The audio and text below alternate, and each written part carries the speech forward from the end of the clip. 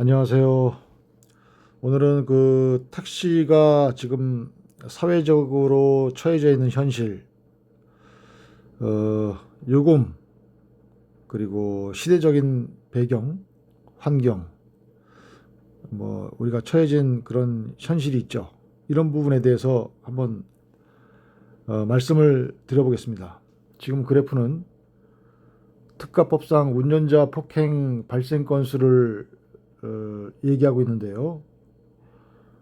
이 자료는 택시뿐만 아니라 사업용 자동차, 그러니까 버스까지 포함해서 이렇게 폭행 건수를 말하고 있습니다. 폭행 건수가 법이 강화가 됐는데도 불구하고 굉장히 늘고 있다는 것을 볼 수가 있습니다.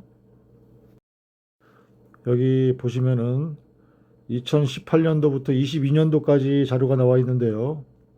2020년도에서 2021년도 들어서면서 숫자가 엄청나게 늘어났네요. 2022년 한 해 전국적으로 운전자 폭행이 4,368건 보도했다는 보도가 있습니다. 그리고 택시하고 버스 기사, 공공운수 종사자 폭행 사건만 따지면 최근 3년간 8,149건이 넘는 폭행이 발생했다는 자료도 있다고 되어 있네요. 언론에서는 2020년 대비 2021년 폭행이 47.2% 증가했다는 보도도 다수 있습니다. 참 심각하죠. 특정범죄, 가중처벌 등에 관한 법률에 의해서 운전자를 폭행 또는 협박한 경우 5년 이하의 징역 또는 2천만 원 이하의 벌금에 처하도록 규정이 되어 있지만은 실질적인 처벌은 약합니다. 집행유예나 벌금형으로 끝나는 사례가 많고 운행 중이라는 조건 때문에 일시정차 상태에서는 특가법이 적용되지 않는다는 사각지대도 존재하고요.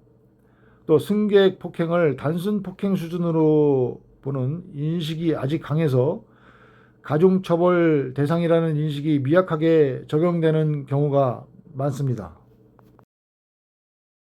좀 전에도 말씀드렸지만은 택시기사 및 운전자를 향한 폭행 사건은 연도별로 꾸준히 증가해 오고 있죠. 좀 전에 말씀드렸다시피 운행 중이 아닐 경우 폭행은 특가법 적용 대상에서 제외되는 해석의 여지가 있어서 이게 참 큰 문제입니다.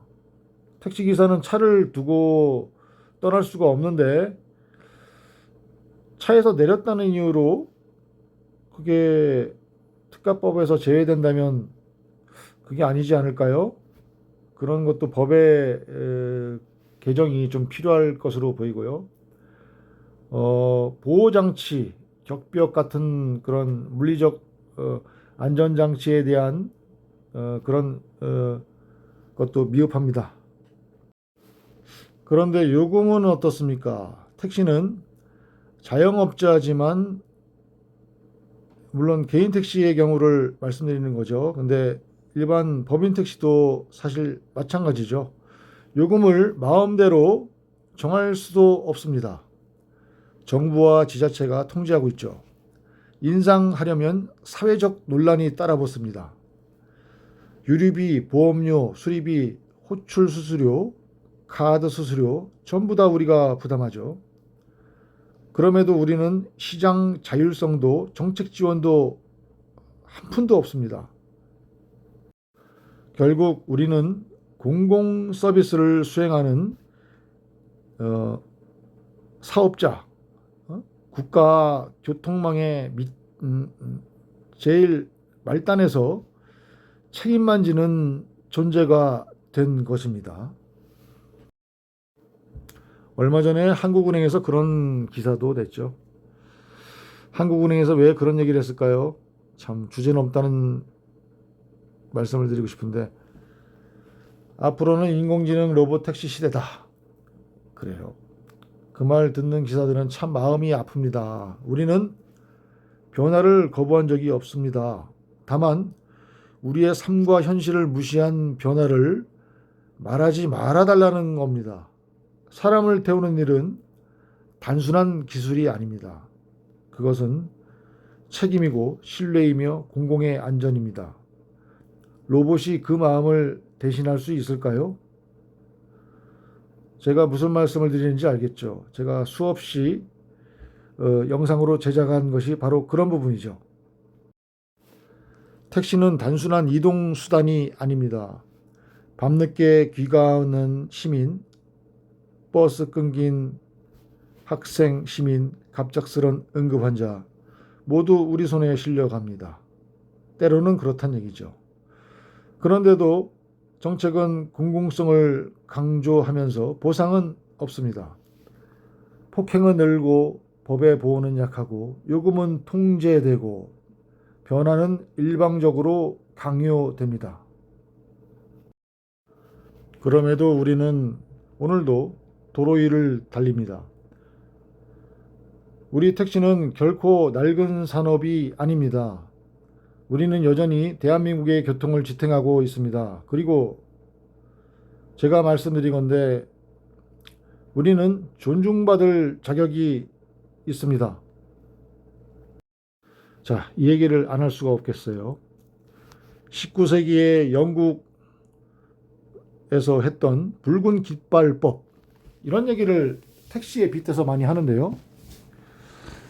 붉은 깃발법의 목적은 초기 자동차의 위험성을 막기 위해서 일정 속도 이상을 금지시키고자 사람이 깃발을 들고 앞서 걸어야 하는 규제였죠.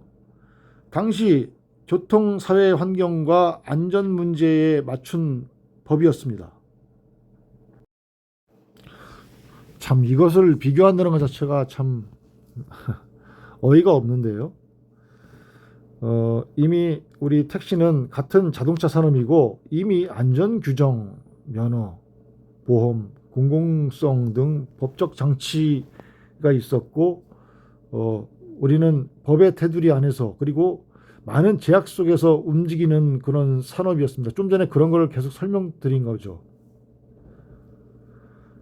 이거는 비교를 할 수 없는 겁니다.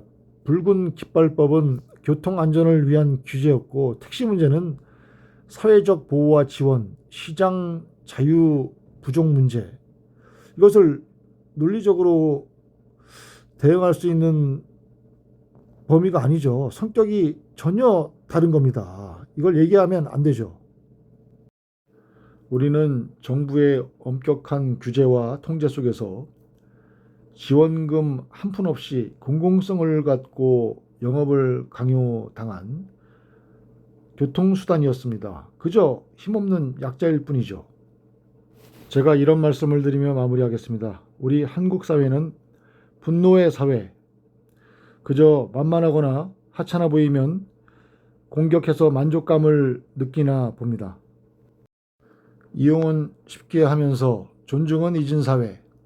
우리는 지금 공공의 가치를 스스로 무너뜨리고 있습니다.